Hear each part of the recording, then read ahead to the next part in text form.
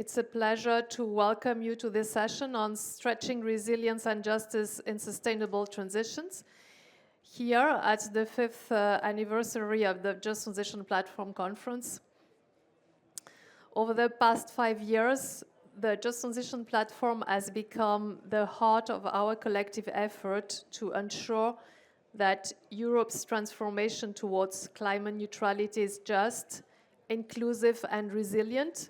Today, we will explore how these principles are being translated into real experiences on the ground, especially across regions supported by the Just Transition Fund.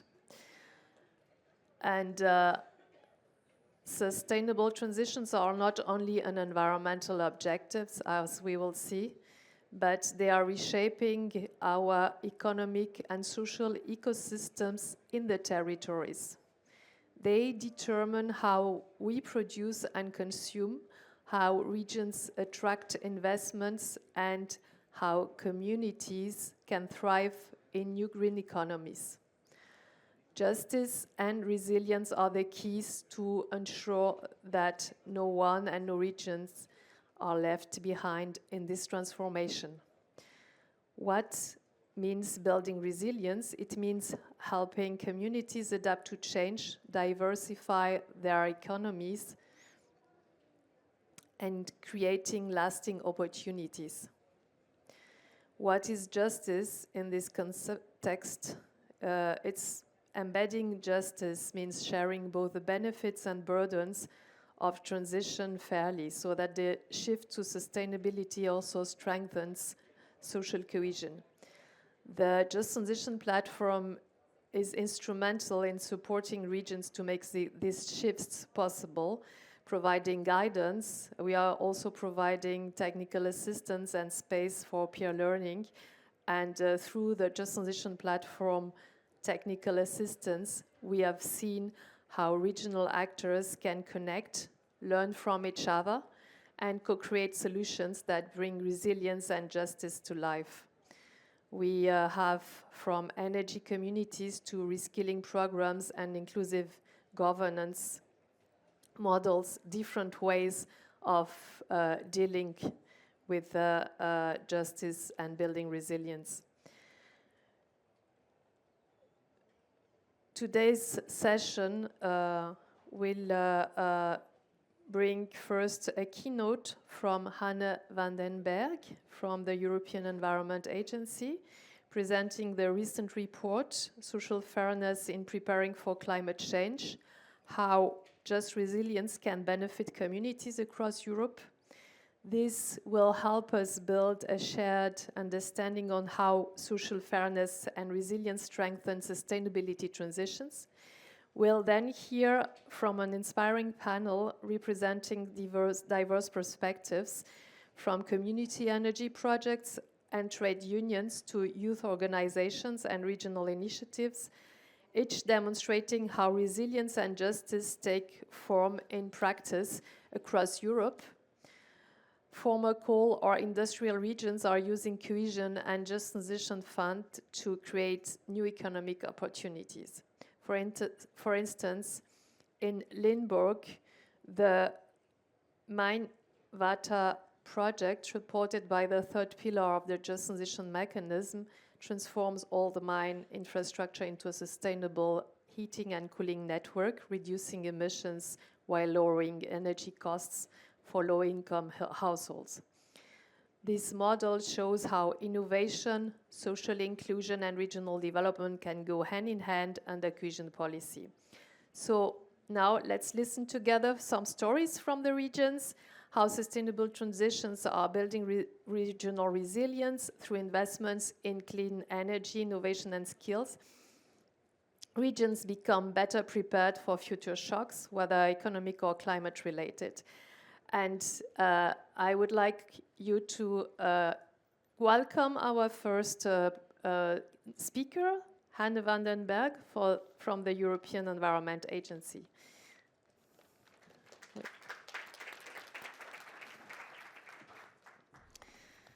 So Hannah is a climate change adaptation and just resilience expert at the European Environment Agency, and she's dedicated to making cities more livable and equitable in the face of climate change. She's also a negotiator of the EU in the international climate negotiations, and this includes also the lead for the Just Transition Work Program. Hannah, the floor is yours. Yes, thank you everyone. I hope you can hear me well. Thanks so much for inviting me here and for attending our panel. I'm very excited to be hearing also from the perspectives of the region. But what I would like to do in the next 15 minutes is to broaden the perspective on leaving no one behind in climate transitions, not by focusing on leaving no one behind in the transition to climate neutrality, but in the transition to climate resilience. In other words, how we can make sure that in adapting to the impacts of climate change, no one is left behind, whether this is impacts of flood risk, of extreme heat, or others. We need to make sure that there's no winners and losers, but only winners in this transition. So really what I will be talking about is this notion of just resilience, as Miriam just introduced. But before we do that, I would like to briefly highlight what the EEA is and what it does for those of you who may be less familiar. So the EEA is an independent EU agency that works on the intersection between science and policy in the fields of climate and environment. And we provide policy relevant knowledge to the Commission and to member states. We rely on a strong network of experts and institutions in the different member states across the EU. The work that I will be presenting today on just resilience fits in a broader set of work on issues of justice and fairness, including transition to climate neutrality, but also, for instance, circular economy, the inequalities in terms of environmental pollution, for instance, or other environmental risks, impacts on health, and other things. So first, a question really is, why do we need just resilience in the first place?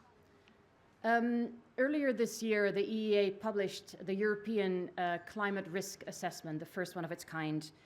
And this assessment noted that Europe is actually the fastest warming continent in the world. So climate adaptation to these impacts needs to scale up urgently, but it also must be done in a fair way. Justice should not be an add-on, but it should really be foundational to this transition to climate resilience. What we see is that there is progress in the recognition of this importance of justice in policymaking and planning at EU, member state, and subnational level. But we also see that the implementation of just resilience is lagging behind. And what we also see is that there's a strong need for concrete guidance to decision makers and policymakers on really how to make just resilience possible. So what are we talking about when we're talking about just resilience? Well, there's really two components to this concept. On the one hand, there's the observation that certain socially vulnerable individuals or groups, such as elderly people, single parents, low-income people, are disproportionately affected by the impacts of climate change. So for instance, elderly people suffer more from heat.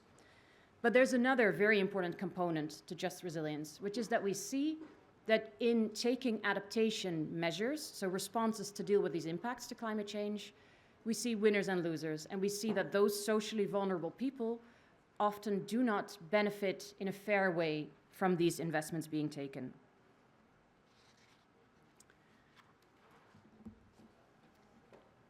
In the EEA report that Miriam just mentioned, that we published recently with our European Topic Center, we have looked at 4 different aspects. We've looked at this concept of just resilience, which I just introduced.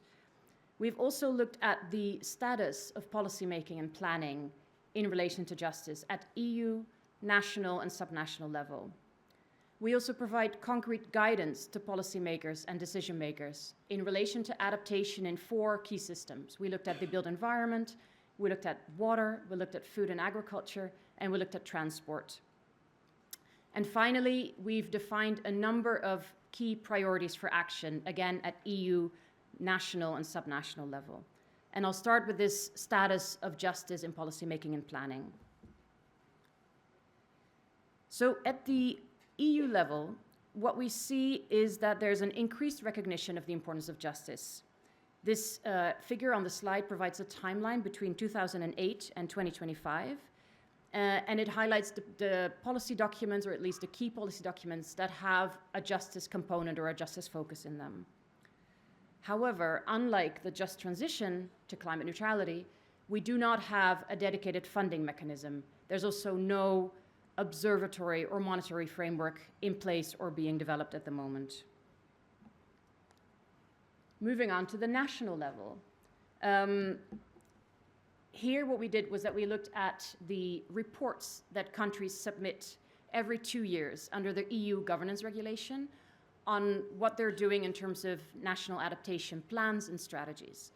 And we looked at all these reports, and we looked at the extent to which they talk about justice issues, social vulnerable groups, justice in terms of costs and benefits, or other aspects.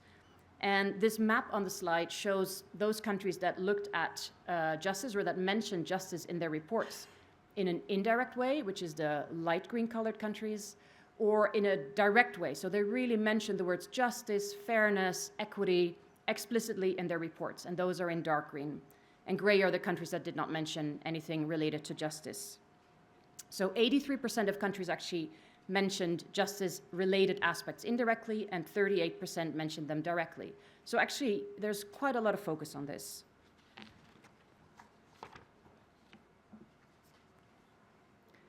Moving on to the subnational, what we see here is that vulnerable groups are considered in adaptation plans at the subnational level. We looked at 3 different data sets that all look at national or subnational adaptation plans. And what we see here was that similarly to what we saw at the national adaptation level, most of the focus on justice is in relation to impact. So that first component of just resilience that I mentioned earlier. So the disproportionate impact of climate change on some socially vulnerable groups. There's much less attention on adaptation measures and on justice in relation to adaptation measures. We saw that of the socially vulnerable groups that were identified, it was mostly elderly people and children, again, similar to the national level. And we saw that very few plans actually mentioned involving vulnerable groups in the planning process. There's definitely talk about stakeholder engagement, the importance of participation, but specifically mentioning engaging vulnerable or marginalized groups, there's very little focus on that. And finally, we also saw that there was very little focus on justice in the adaptation goals that were identified in some of these plans. Now moving on to the third component of the report, which was the concrete guidance that I mentioned. And as I said here, we looked at 4 key systems that are on the slide. And we looked at adaptation measures that we grouped into 5 different categories. So we looked at adaptation measures that were related to governance or institutional measures. We looked at economic and finance-related measures, physical and technological measures, nature-based and eco-based solutions, and knowledge and behavior. And each of the gray dots on this slide presents an adaptation measures that we studied. And the 2 in green are ones that I will actually give a quick example of after this slide. And so for each of these adaptation measures in these systems, we first describe briefly what the measure actually consists of, what does it mean, but then we also look at what are some of the key ways in which injustices may occur, or socially vulnerable groups may not actually benefit from this specific kind of measure. Then we also address ways to undo this injustice, to make sure that we are able to include socially vulnerable groups in the beneficiaries of these kind of measures. And we provide some inspiring examples across the EU of countries or cities or regions that have actually implemented these kind of justice-focused adaptation measures. So to start with a first example of 2, if you are a policymaker wanting to make sure that all households are actually able to make their homes more efficient in terms of energy use and more resilient to, for instance, increasing temperatures in summer. One of the recommendations, of course, is to make sure that you address financial barriers to home renovations. So for instance, the large upfront payments that are sometimes required to actually implement these measures in your home. We also talk about the fact that often these kind of subsidy schemes are not accessible to people who rent their homes rather than those who own their homes. Or the fact that if you rent your home and your landlord implements these measures, they may actually increase the rent, leading to your house becoming unaffordable and you having to move out. We also talk about how to increase awareness among the target groups that you're actually trying to address with these adaptation responses. And one of the inspiring examples that we provide in the report is, for instance, the Include project in Germany, where in several different German cities, they have multiple ways of having these more accessible and more inclusive renovation schemes that are fair to the socially vulnerable groups that are supposed to be targeted. Moving on to the second example, in this case, the need to reduce water use. Here we talk about the use of tiered water pricing, where water gets increasingly more expensive as you use more of it. We mentioned, for instance, that this can cause an injustice in the fact that often this is done at a household scale.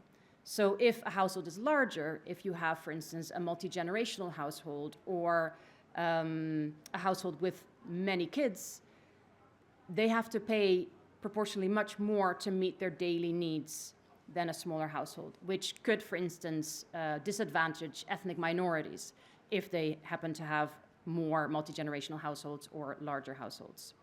And here, as an example, we provide the Dunkirk Eco-Social Water Tariff Scheme implemented in France, where they have a very clever way of making sure that this basic level of water use is affordable to everyone, that there's kind of a human right-based approach to water affordability.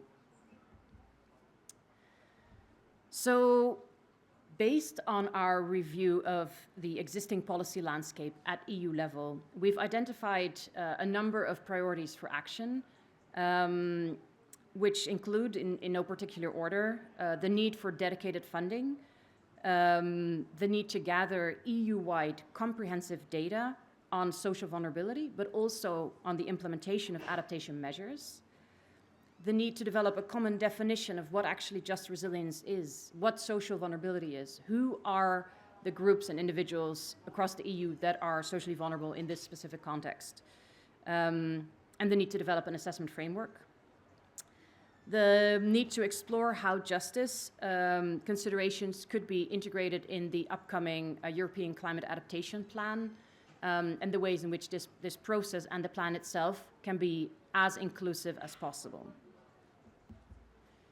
Moving on to the member state level, here we've also identified a number of potential priorities for action.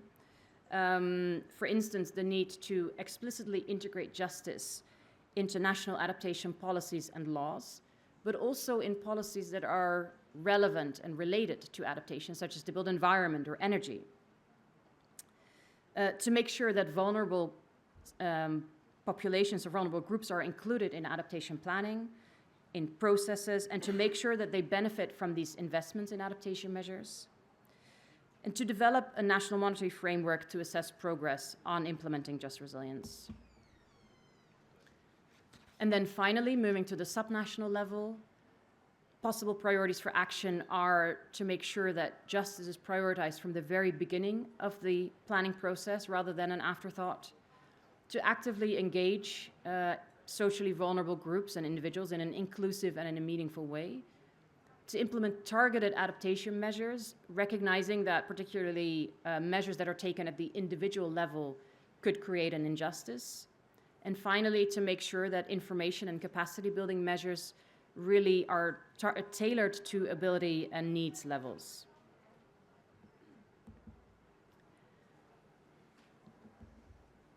And then I'd like to end with some key policy takeaways. First of all, is that also in the context of climate resilience, not just in climate neutrality, leaving no one behind is not just a slogan, it really is a policy imperative.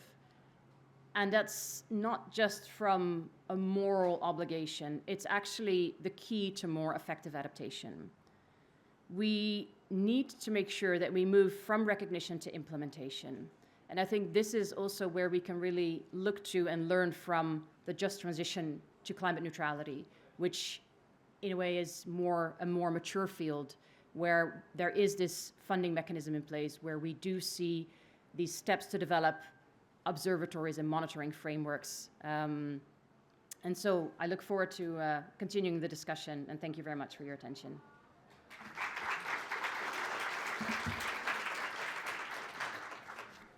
Thanks a lot, Hannah, for also underlying that under the Just Transition Fund and the territorial just transition plans, we are acting at local level with some funding, which are also key elements in your report to underpin the actions that are needed. I will now maybe take some questions from the audience, and maybe there are questions online. Otherwise, I have a few questions for you. Please don't be shy. Who wants to? Yes, please.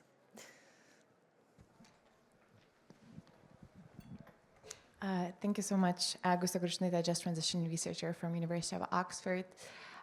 Really stimulating presentation, and I think it really makes it clear that there's clear interactions between climate mitigation and adaptation policy, in a sense that the slower is our mitigation, the more adaptation we need. How could potentially the angles of adaptation and mitigation be brought together under a shared just transition framework? And is there a need to kind of start thinking a bit about the two in a more synergetic, interactional ways? Thank you. And thank you very much for a very relevant question. Yes, I do think it's very important to look at these in a more synergetic way. As I mentioned at the end of my presentation, I see, of course, there's a lot of differences between the two fields, but I think there's more commonalities than there are differences.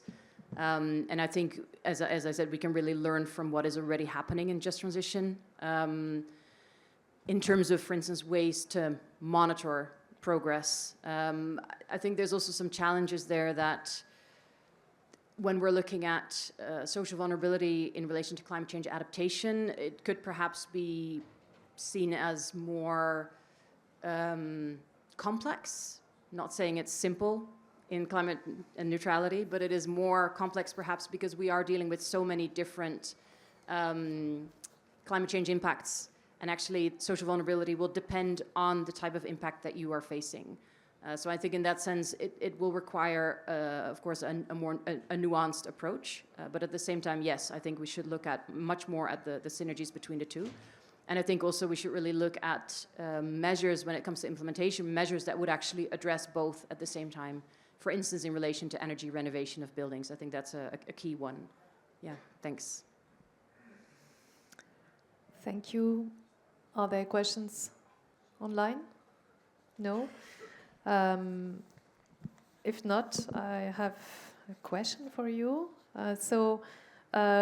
What do you think is the most practical way for policymakers to turn just resilience from a concept into real action? This is what we are doing and what people are doing in their daily work under the territorial just transition plans. But if you have practical tips, we would welcome them. Yes, indeed. It's, again, very good question. I think, as I said, we need to move to implementation, and we need to move to implementation fast, and we really need to scale it up. But at the same time, that's really where the tension lies, that if we do want to be inclusive and we want to be fair, we need to bring people along. We need to build trust. We need to be aware of who needs to be at the table, who will be affected, and also what will be the potential impacts of our adaptation measures. So where will the benefits and the burdens lie? I think a very practical way is to really just think about justice in all the steps of the adaptation planning cycle. So whether you're looking at your climate risk assessment, whether you're starting to identify possible adaptation measures, whether you start thinking about ways to actually implement them on the ground, and whether you start thinking about monitoring the effects of these adaptation measures. And of course, the challenge in that is identifying who is actually affected and who needs to be included. Thank you.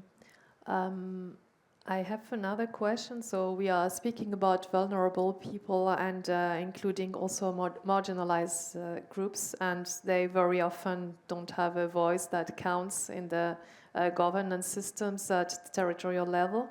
So how do you think we can make sure that this vulnerable or marginalized group have a truly voice in adaptation decisions? Thank you. Yeah, I think I would say there's two components. First of all, you need to know who needs to be involved, and then you need to capacitate them. As I think also one of the panel members said this morning, it's about capacitation to make sure they can actually participate in a meaningful way. And in order to be able to figure out who needs to be at the table, we need to have data. We need to have data on climate change hazards at a detailed scale, which we actually have to a large extent. But we also need to have socioeconomic and demographic data on who is, where are single-parent households, where are low-income communities, where are the more marginalized communities. And in doing that, and of course that's challenging because we don't necessarily have that kind of data available at a very local scale, or there's data protection laws, for instance, in place that prevent us from accessing that kind of data. But we also need to be aware of the ways in which different social vulnerability characteristics may interact with each other and actually increase someone's vulnerability. So this notion of intersectionality is also very important. It's also very important to realize that vulnerability is very dynamic. And as was said also this morning, it shouldn't be a static thing. You have to keep understanding and assessing who is vulnerable as people may move in and out of vulnerability actually quickly. But once you've done that, and once you've identified who needs to be at the table, then you need to make sure they're able to participate. And of course, there's practical questions to that. For instance, by offering childcare at a planning meeting so that single parents can bring their kids along, or by making sure that the information you provide is actually offered in multiple languages, or there's interpreters present. I did research in the US, and I always like to give this example of researchers who were trying to get feedback on a plan, an adaptation plan, and to target the people who were working 3 jobs and who didn't have time to come to a planning meeting. They would actually sit on the buses that took people to large places of work, and they would actually interview people on their commute to work as a way to actually get their input into the process. So that's one kind of more practical aspect of making sure people are at the table.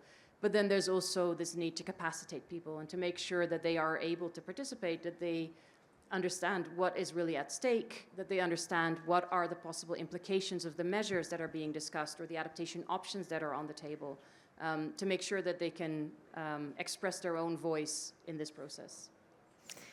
Thank you, Hanne, for this very enlightening keynote speech and for answering these questions in a very practical and pragmatic way. I will now call the full panel on the stage. So please let's welcome Hugh Baxter from SEA Ireland.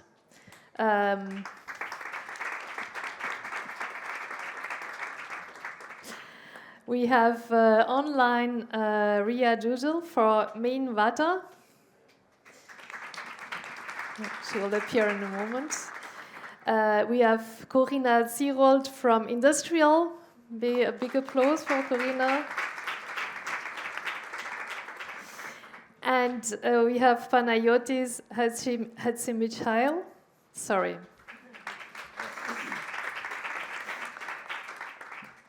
I hope I said your name properly. So we will start with a 5-minute presentation of each of our panelists, and you want to present yourself briefly and start with your presentation. Yeah, my name is Hugh Baxter. I work with SEAI, the agency in Ireland responsible for energy adjustment in Ireland, working mainly with communities. I should say I'm speaking here in a personal capacity. The program I work with works to encourage communities to become more sustainable. And our involvement with the Just Transition platform came in part because the area that I represent is in the Midlands of Ireland, where peat-fired electricity generation has been closed down in the last 5 years. And as part of the trying to avail of the Just Transition funding, we tried to assist some communities to establish their own renewable projects, particularly solar farms. Unsuccessful in terms of getting capital funding, and as a result of that we applied to the Just Transition platform for a technical assistance program. And in the slide you'll see basically where we started was we were looking to encourage communities to be 100% owning their own generation facilities. But the technical assistance program gave us insights into what was going on in other European countries, particularly Spain and Holland, but also crystallized our own thinking about what was going on in Ireland. And I'm not going to go through this slide in great detail, but we did a red, amber, green analysis across a few key feasibility factors. And in fact, some of the ambers there should probably be red. But so on the left side, there are significant obstacles to 100% community-owned projects. And moving across, we also looked at the possibility of communities partnering with either state or private utilities. But the most optimistic option really is, instead of trying for communities to own and operate their own solar farms or whatever, to actually seek to get additional funding from, be it private or state operators. In Ireland, we have what's called a community benefit fund system, where utilities are obligated to pay an amount into funds anywhere in the country, and we were looking to get an enhanced amount paid in the Midlands in Ireland, in our Just Transition region. Also, the far right of that is we do feel that there is a degree of feasibility for smaller scale projects. So that was kind of the outcome of the technical assistance program. I should say that, I mean, in terms of the topic for this afternoon's conversation, our involvement is far more on the transition rather than adaptation and resilience, although there are some degrees of overlap. The previous speaker mentioned about building renovations and so on. That is something that we do encourage. So moving down on the slide to what our experience has been in general with in Ireland with the Just Transition funding and the Territorial Just Transition Plan. There are some positives that a number of community organisations have benefited, and there are short-term immediate job creations, but at quite small scale. A lot of the funding, Ireland received 85 million from Europe, and the government matched that with a similar amount. A lot of the funding has gone to training and research, which at best will produce job creation to replace the lost jobs in our area down the road in the medium to long term. The other thing that we observed is that a lot of it is being done from the bottom up, that community organisations are expected on an ad hoc basis to do small-scale employment creation to replace the large-scale loss of jobs, which were as a result of top-down decisions. Another observation is that the JTF funds were spread quite broadly. The two main impacted areas were within a 20-mile radius of the two peat-producing generation stations that were closed down, and the actual Just Transition region is much broader than that. Another observation, and this goes back to what was commented on in the previous session, that I think the employees themselves were probably reasonably well taken care of in terms of redundancy packages and to a degree some redeployment. But what hasn't been addressed really is the long-term impacts on the communities. So some of the communities, in fact, where I'm from, going back over 50 years, most of the people in my area were employed in either peat harvesting or electricity generation, and there's no real attempt to strategically replace those jobs. And I suppose the impact of that is that it does have, creates negative perceptions around the whole concept of Green Deal and transition. Now, we were asked to kind of summarize what we see as kind of our three main messages coming away from this. Certainly, I firmly believe that really these issues need to be tackled top-down, state-led, not left to be dealt with on an ad hoc basis by communities and so on, and that there should be strategic employment creation plans particularly focused on the impacted areas. Now, again, I'm speaking from the Irish perspective. I'm not sure whether experience in other European countries has been somewhat different. And then also specific initiatives targeted at the Just Transition region.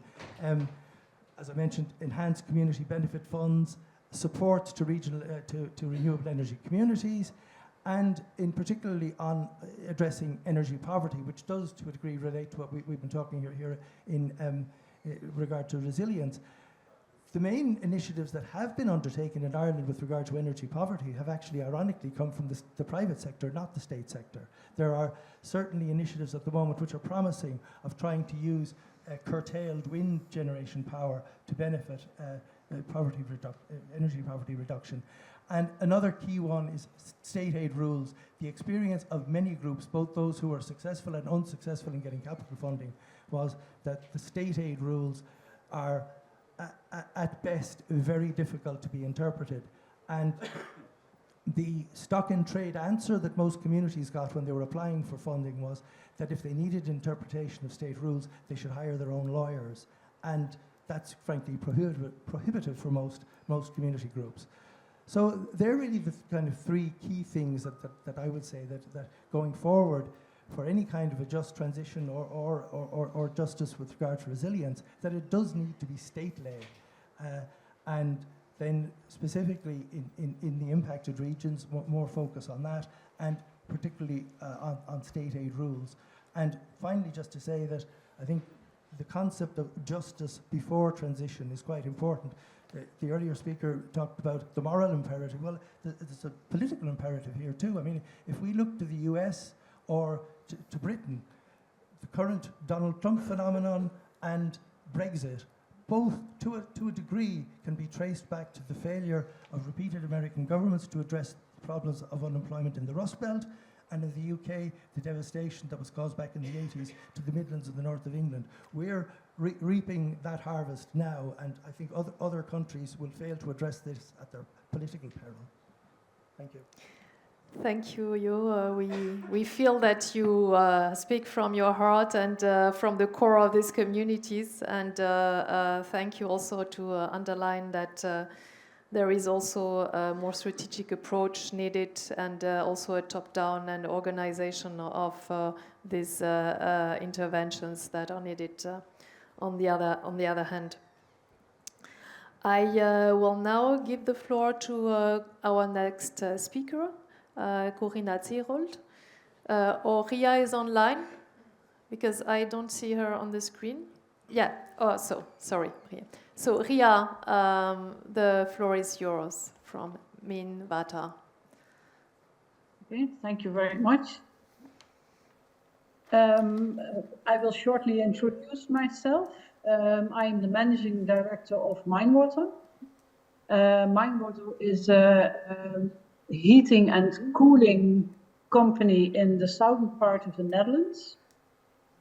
And we deliver heat and cold from wells that we drill in the former mine corridors of the mine works that have been closed in Limburg. What I would like to address is that we should strive to an energy transition which includes also low incomes. And they should get an equal chance to the benefits of the energy transition, and to reach that goal, it's very important that connection to a heating grid must be affordable.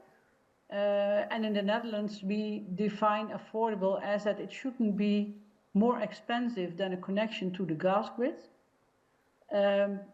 We should have to offer predictable and stable tariffs, because for people with low incomes, it's quite a problem if they are being, if they have to cope with tariffs that will raise unpredictable way, because the cost of energy are already a large part of their income. And by doing that, we make joining the energy transition accessible for lower incomes. What makes it quite difficult is that energy poverty, as we call it in the Netherlands, I don't know if that is something that is being recognized by the other speakers also, but energy poverty is a growing problem for people with low incomes, and we define energy poverty as the part of the income that they have to use for paying their energy costs. And what we see in the Netherlands is that the costs for connecting to a heating and cooling grid, the arrangement of the cost is a problem for people with low incomes, because the fixed part is larger than the variable part, and it is just the other way around from a connection to a gas grid. By a connection to a gas grid is the smallest part, and the variable part is the largest part. At a heating grid, it's just the other way around. The fixed costs are the largest part. And for the people with low income, that's a problem, because they try to influence their energy costs by not using the heating, for example, during winter. They turn it off so that they try to lower their energy cost. When you are connected to a heating grid, that is not very successful, because the largest part of your energy costs exist from the fixed part. What we see is that the social housing companies, we are working together with the social housing companies, because the people with a lower income, the largest part, they are tenants from social housing companies. The social housing companies have quite a challenge to convince their tenants to connect to the heating and cooling grid of Minewater, because of that topic. And the social housing companies, they are quite reserved about deciding to connect to the heating grid, because by deciding this, they also decide for their tenants that they can't choose their energy provider anymore by themselves. Because when you're connected to a heating grid, well, there's more or less a monopoly position. You can't change from the provider.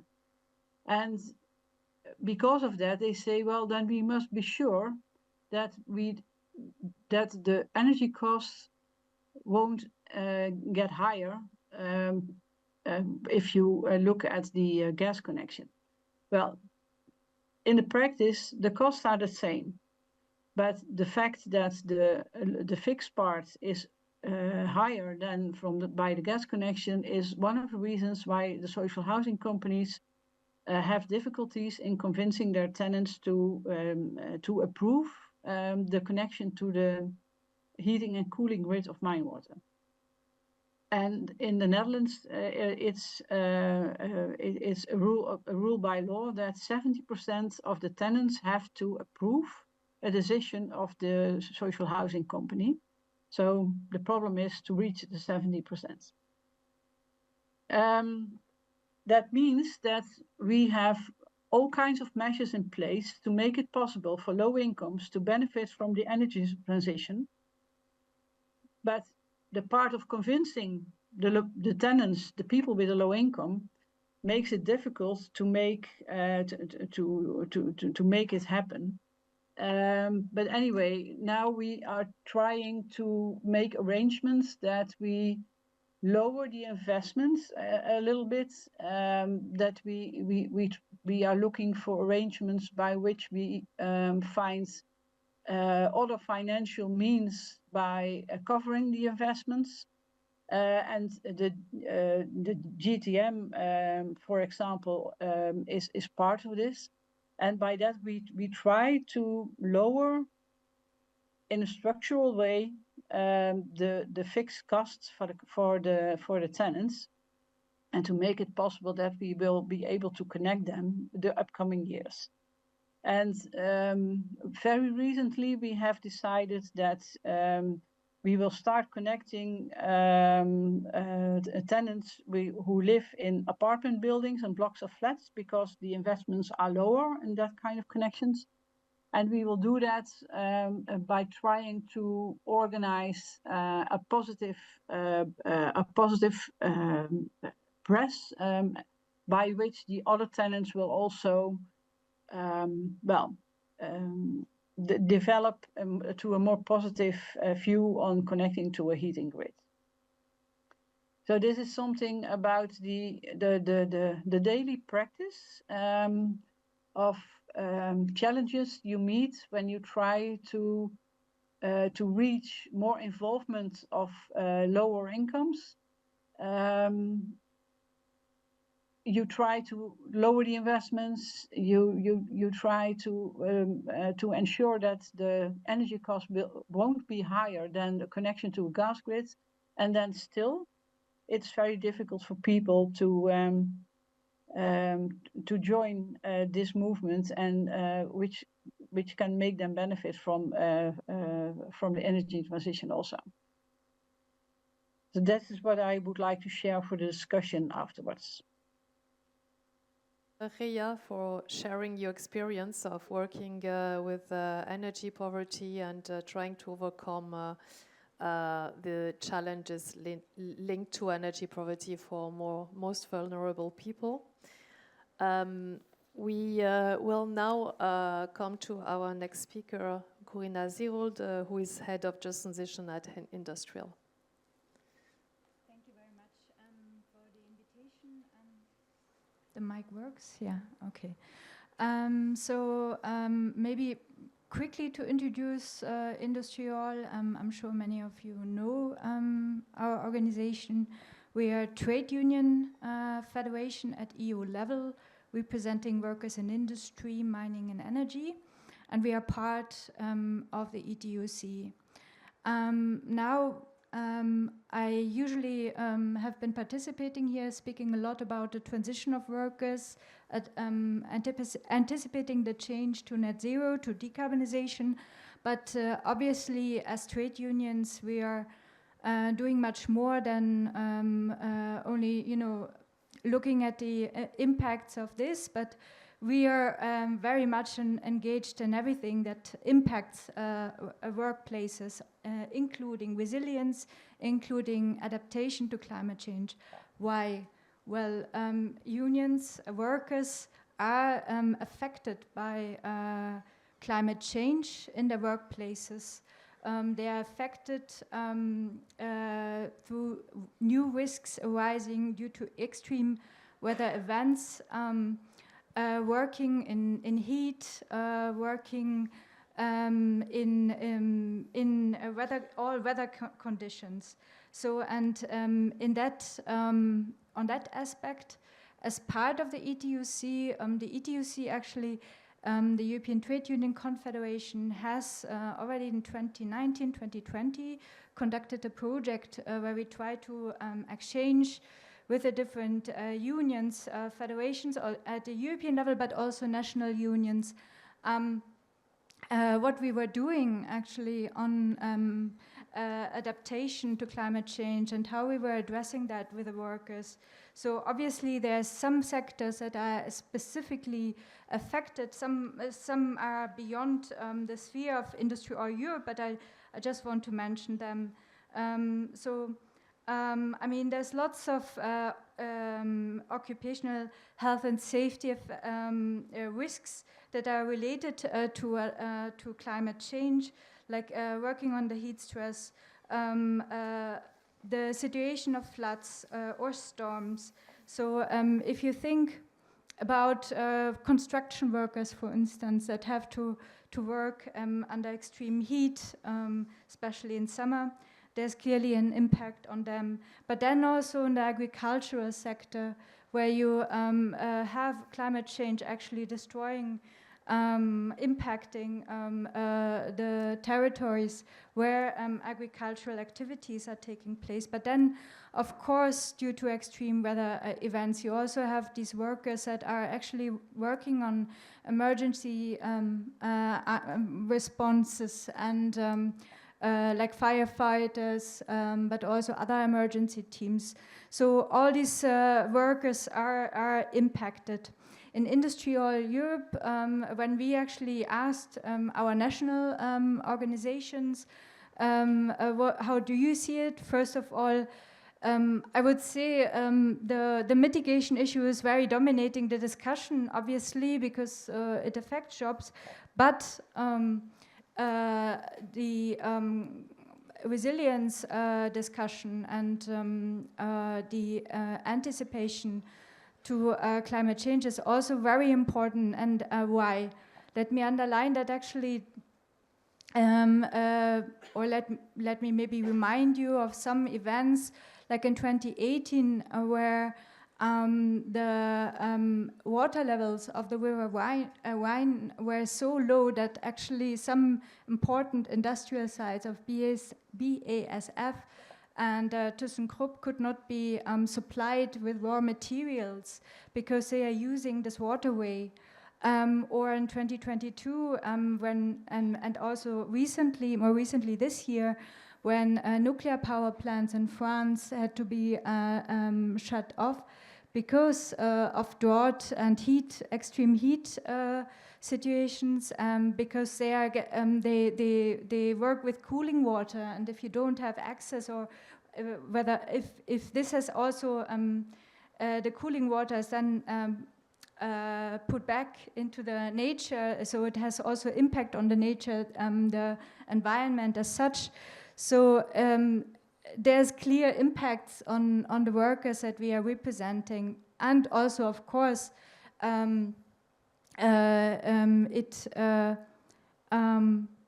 heat is also an issue in industrial plants.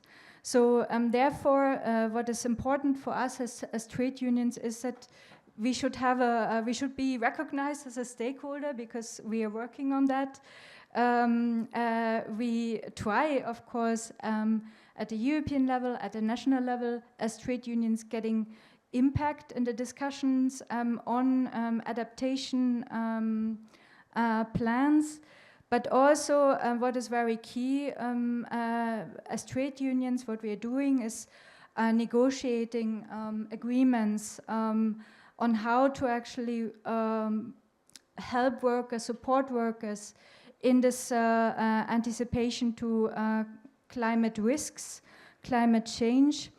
And there our members basically are involved in collective bargaining that at sectoral level, but also at company level, where they basically look into what is needed for those workers in terms of protective gear, equipment, working time arrangements. If you think about the construction worker sites again, if there's extreme heat wave, what do you do in that instance? Do you reduce work times? Do you adapt work times? Will there be short-time work? So all these things have to be regulated, have to be discussed, negotiated, and their unions play obviously a very important role. Thanks a lot, Corinna, and also thanks to be faithful to the Just Transition platform. Corinna has been with us also for 5 years, coming regularly, and we very much appreciate to work with you. And of course, trade unions are key stakeholders in the Just Transition platform. We heard now the voices from the trade unions, the communities, and we would like now to hear, last but not least, the voices from the youth. So we have now with us Panayotis Atsimichel from Obeso. Please tell us what we are doing, and the floor is yours. Thank you very much. First of all, I might not look that young, but to ensure everybody, I work for Obeswa. I represent the organizing board of European School Student Unions that's working with student school councils across member states and bringing them all together to make sure that we don't only ensure their engagement in education, but also shaping policies that impact communities. With that, I also want to thank the Just Transition platform and the secretariat supporting our work within the working groups, as our engagement here aligns with the work that we do in the working group on equal opportunities, but also with the working group on stakeholder engagement, plus the youth task force. So within the topic today, thinking about strengthening resilience and justice, thinking the world, I think was mentioned, like the Trump era and all the other challenges we have to face, is a theme very on point for today's challenges. Highlighted as well in the report before, achieving just resilience requires us to directly address the unique needs and challenges shaping our region, but also the communities across it. In today's policy stage, we must be sure that when we speak about just transition, we're not just discussing decarbonization or economic shifts. We are discussing the very fabric of our society, and most critically, the future we're building for the current and future generations. A transition cannot be resilient if it ignores the generation that will inherit it. And it cannot be just if it excludes the voices or lack channels of engagement of the communities which will impact and people whose livelihoods will be affected. If we truly envision a just transition, we need to work together towards inclusive, participatory, intergenerational, and intersectorial community-centered processes. Dragging upon the work of the Just Transition Platform working groups, but also the work that we do as organization amongst other civil society organizations, I'm going to focus on 3 key themes on today's discussion. The youth imperative, moving from beneficiaries to architects, systemic engagement and reinforcing inclusion, transitioning to a structured and participatory channels of engagement, safeguarding and supporting diverse communities, and last, the path forward, ensuring a future of equal opportunities. First, with the youth imperative, we need to fundamentally shift the approach when we engage with young people. The success of the Just Transition Platform and the national plans hinges on why and how we involve them. The why is not just demographic fairness, but also it pre-requires an effective transition. Young people are primary partners of who will live with the long-term consequences, navigate the new labor markets, and uphold the social contracts we design today. The why is easy. The challenge is the how. We must move from tokenistic consultation to structural co-design. This means reinforcing access to information. Young people, particularly school students in our case, need clear, accessible, and actionable information about what the transition means for their education, their communities, and their future careers. Empowerment through education. We must empower youth groups by integrating the just transition into formal and non-formal education. This isn't just about green jobs, it's about equipping young people and their communities with critical thinking and civic skills to navigate and shape the transition. Targeted resources. As the post-2027 MFF negotiations are kicking off, we must ensure that a process and mechanisms are backed by dedicated EU funding and robust regional and sectoral cooperation, ensuring as well that youth organizations have the resources they need to access information, to help engage and mobilize youth in their communities. A meaningful say. Most importantly, we must establish permanent, inclusive, and accessible channels for youth to influence policy. We must work with all stakeholders, from local authorities to industry leaders, to ensure that they're not only part of the discussions, but they help create channels which actively use their opinions to shape decisions. What does this look in practice? We have structural integration with, for example, instead of one-off consultations, a territorial just transition which could mandate the inclusion of school representatives, youth representatives in monitoring committee settings. giving a formal structural role in overseeing plans and their implementation. Curricula co-design.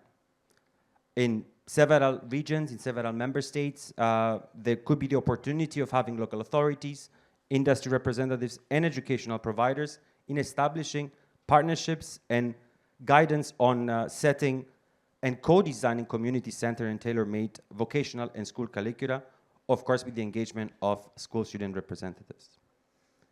This ensures the skills that are being taught are relevant, future-proof, and directly shaping and shaped by the students themselves. This is not a theory, it's exactly what the Just Transition Mechanism is designed to fund.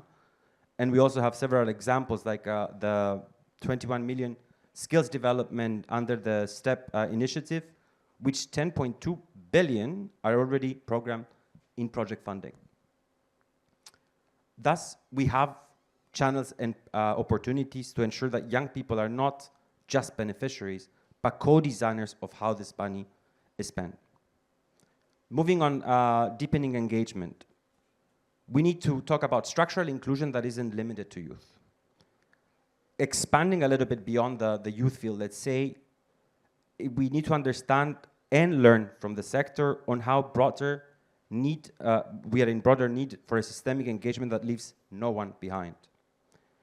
The systemic view is precisely what the European Environmental Agency calls just resilience, an approach that actively safeguards against deepening inequalities. This is a central theme of the upcoming working group's white paper on stakeholder engagement, addressing key areas relevant to justice and resilience.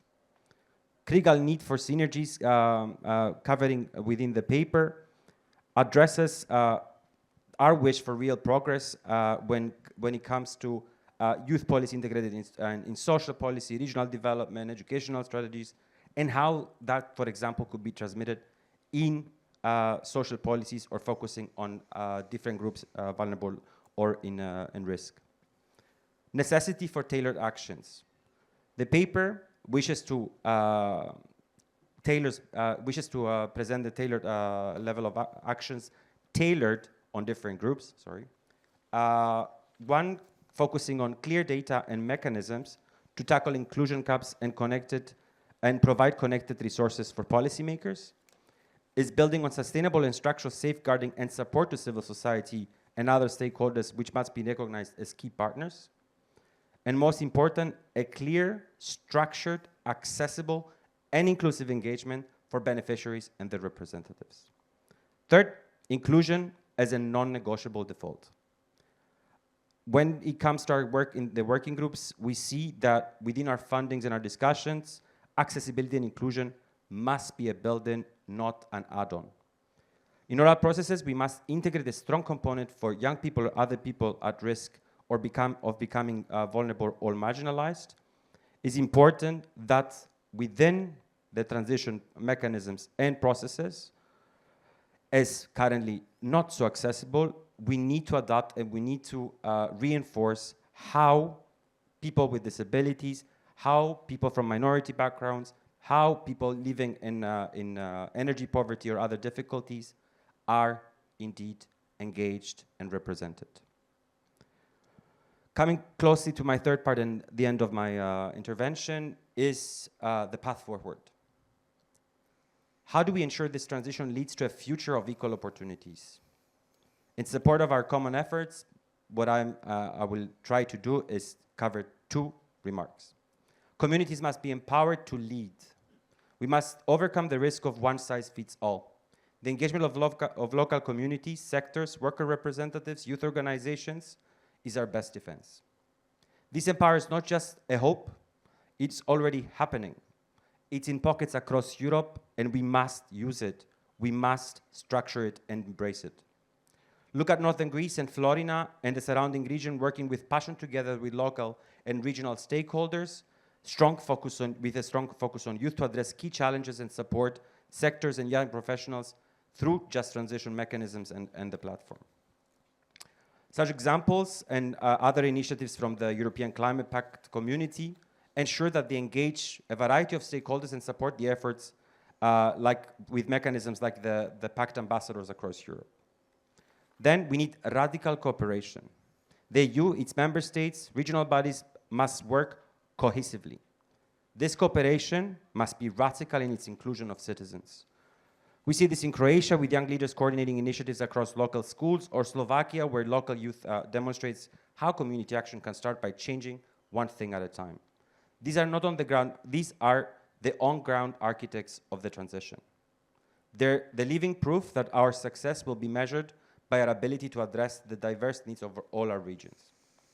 A just transition is not just a destination we arrive at. It is a process shaped by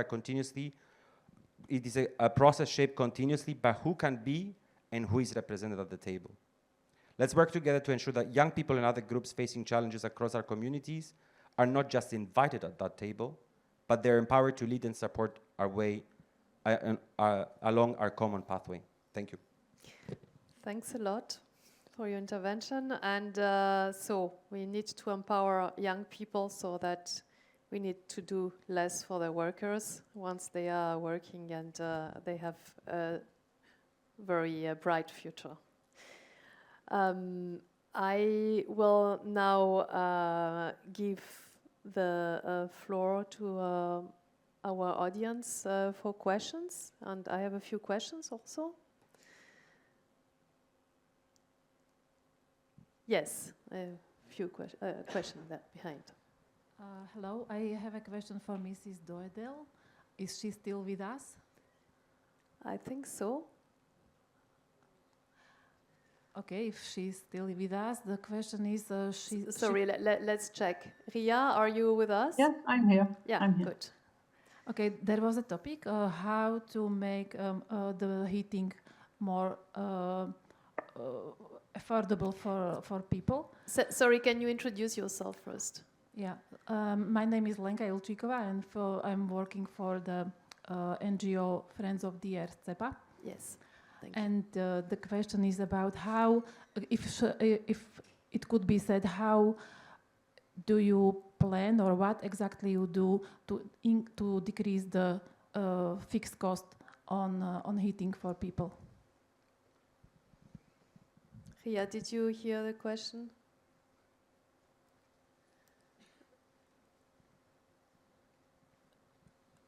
Can you please give the sound to Ria, because we don't hear. Sorry, Ria, wait a second. Yes. Well, yes. What we try to do is to find financial means to cover a part of the necessary investments. And we do that because if we succeed in that, then the part that we have to cover by the fixed costs that have to be paid by the customers can be decreased.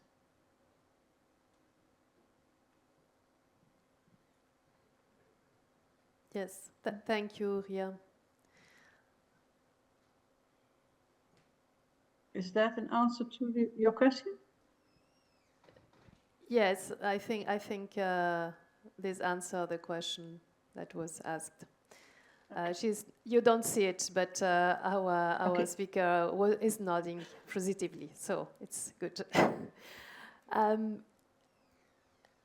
Do we have more questions in the room for our panel? Otherwise, I think you are all very hungry, maybe, but I have a few questions, sorry.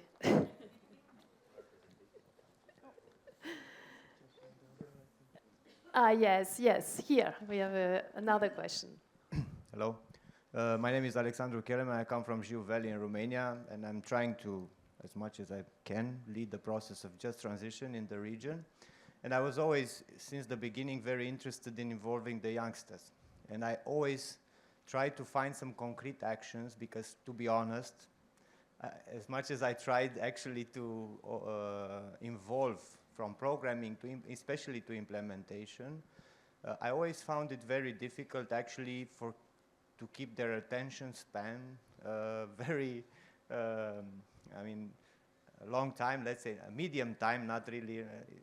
I can understand that there are different, so I would like to know, to be honest, to go back to Jiu Valley and to have a very concrete plan in regards to some specific projects or opportunities which you think that the youth can be involved, at least to be tangential in regards to the topics of just transition, inclusiveness, and things like this. So if there are some specific actions, I can really relate. We need to empower, we need to involve, but sometimes maybe I'm idiot and I don't know how to do it.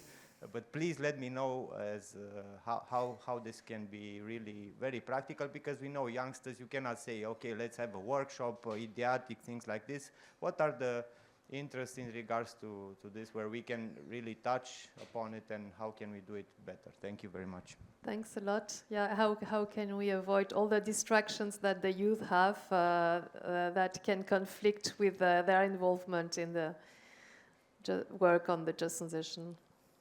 I guess I'll be the one answering the question.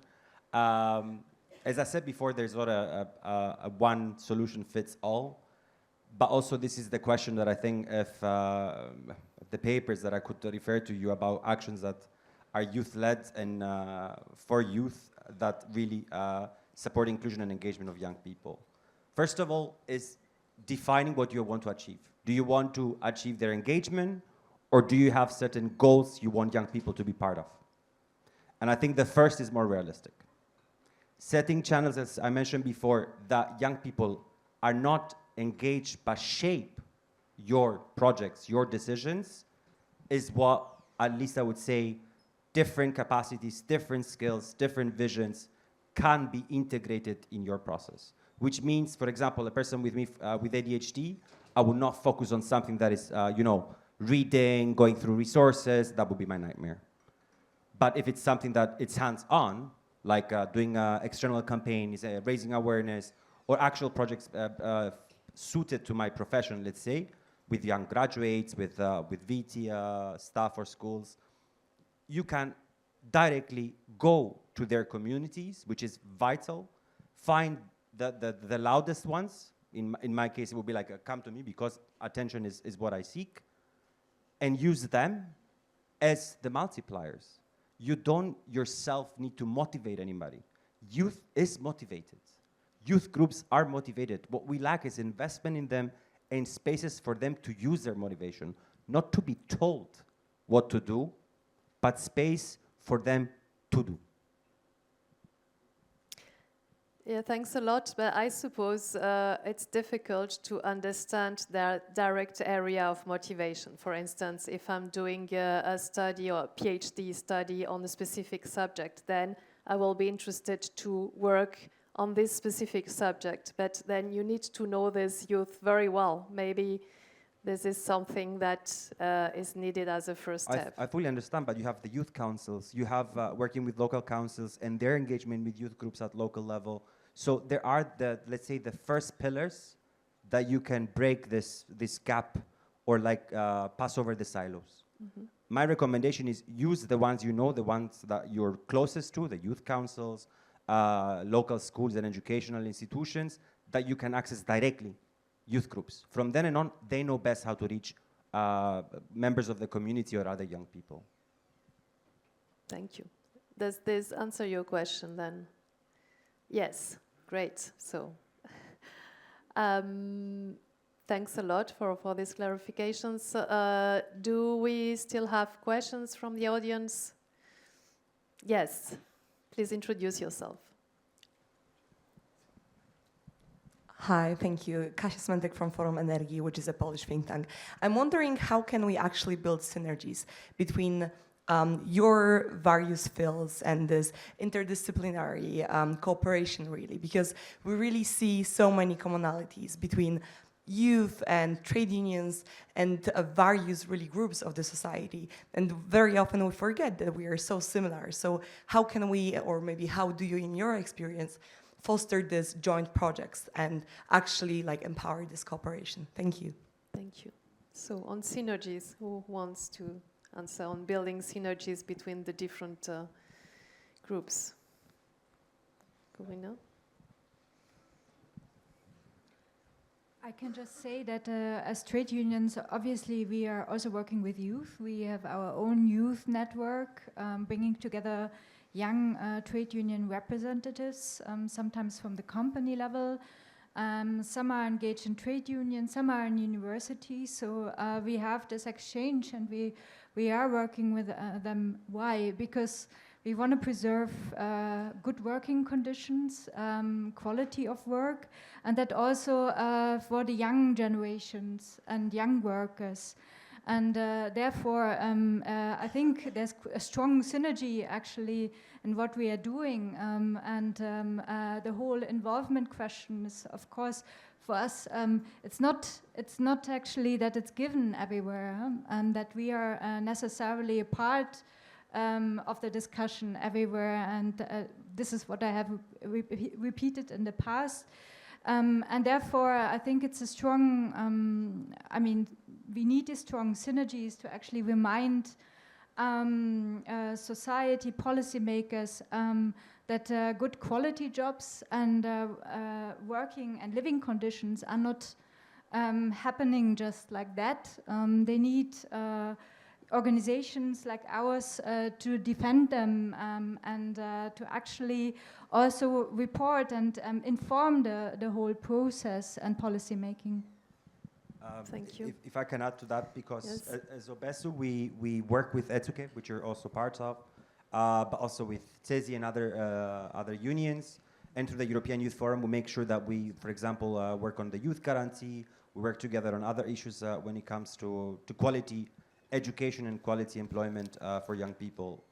The issue here, however, is on one side we work with for the civil dialogue, social dialogue, but also we need to ensure that there is also the social dialogue with the communities, because while empowering myself as a young employee, I need to ensure that I have the proper education that does not only see me as a young employee, that focuses on my personal development, key issues that you were discussing before about energy costs and how I can be sufficient and sustainable in my lifestyle, acknowledging my footprint. Those are not employee skills.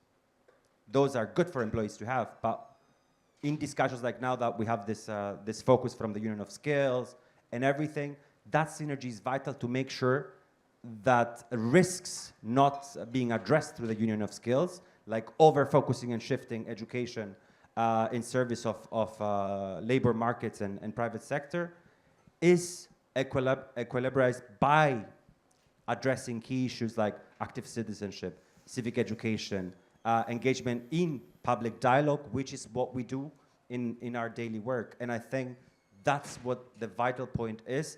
At European level, as Obesu, we're developing a paper called Multi-Stakeholder Approach on School Governance, and we use exactly this European mentality of cooperation.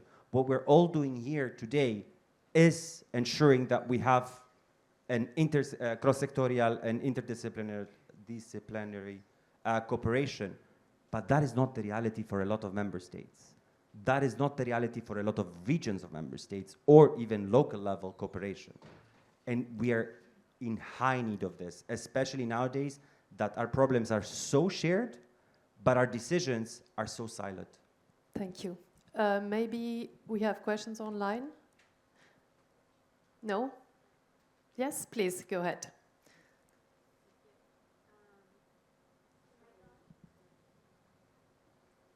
Yeah, okay, perfect. Yeah, so online we have people following the conference from around the world. And so we received a question from someone from the South African Youth Trade Association who's working to boost youth entrepreneurship. And they're at the early phase of developing their climate adaptation programs. So it's a question I think was to hand, but perhaps anyone else as well, regarding maybe if there's any key considerations for them to take into account as they're in this early phase to help ensure that a just and resilient program is developed. So they're not as advanced from the EU, but perhaps from your research or experiences in the EU, there's some examples or takeaways you could share that could help sort of inspire how they're setting up these programs at the moment. Thank you. Let's see if this microphone is on. Yes? Not yet. Okay, I'll try again. Yes, thank you. Yeah, well, great that we have such an international audience. Really happy to address this question, but I'm sure actually our colleagues would be as suited or more to provide input here. But I think it's really about offering a perspective, about offering a future perspective, about inspiring action. I think when it is about developing these kind of educational programs, I think youth need to know what the options are. I think even I spoke to a few of the people with the posters in the back of the room on the different projects, and there were some very inspiring ones there also about vocational training programs, particularly, for instance, the one in Finland, which I thought was super interesting, using all these new technologies. And of course, I realize this may not be accessible as easily in other countries or in the global south. But I think it is a matter of inspiring action on the ground. Yeah, so I think that's really the angle I would be addressing. But I would also welcome additions from our colleagues here. But do we still have 5 minutes, or do we go 3 minutes? Yeah. So maybe I will let you answer in one word. What can we give as an advice to this participant?